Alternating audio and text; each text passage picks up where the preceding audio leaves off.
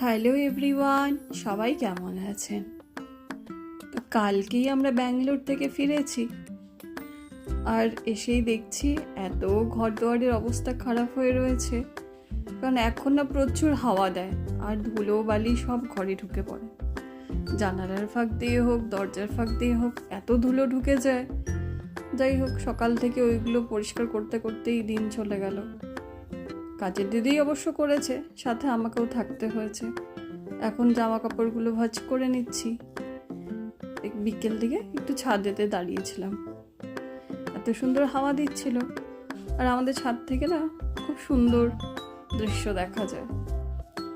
আগেই বলেছি, তামিলনাড়ুতে অনেক ছোট ছোট পাহাড় রয়েছে, তো আমাদের বাড়ির ছাদ থেকে না পাহাড়গুলো দেখা যায়। অনেকটা টাইম এখানে দাঁড়িয়ে থাকলে কিভাবে যে সময় কেটে যায় নিজেও বুঝতে পারি না। আর পেছন দিকে রয়েছে একটা নারকেল বাগান, এত ভালো লাগে দাঁড়িয়ে থাকতে ছাদে, আর হাওয়াও দিচ্ছিল, বেশ ভালোও লাগছিল। এটা হলো বাড়ির সামনেটা। তো এতদিন এত পাতা ঝরে ঝরে পড়েছে, ঘর বাড়ি নোংরা হয়ে গেছে।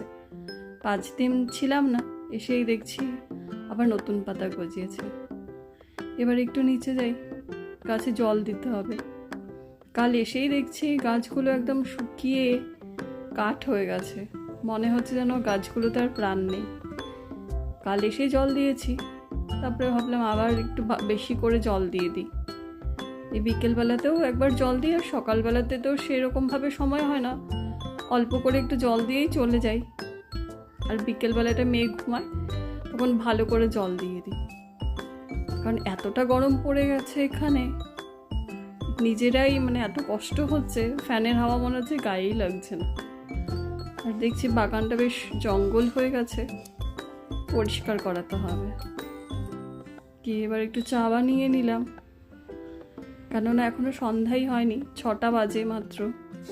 তো চা খেতে খেতেই আবার মেয়েকেও খাওয়াতে হবে। চা খেয়ে নিয়ে মেয়েকে খাইয়ে তারপরে সন্ধ্যা দিতে যাব। এই এখন যাচ্ছি আবার সন্ধ্যা দিতে। এই বাড়িতে না একটাই অসুবিধা, একবার ওপরে একবার নিচে। ঠাকুরঘরটা ওপরে, কিচেনটা নিচে। তো যাই হোক, এবার সন্ধ্যা হয়ে গেছে, 6:30 পৌনে 7টা মতো বাজে। ওই সন্ধ্যা দিয়ে আবার নিচে যাব।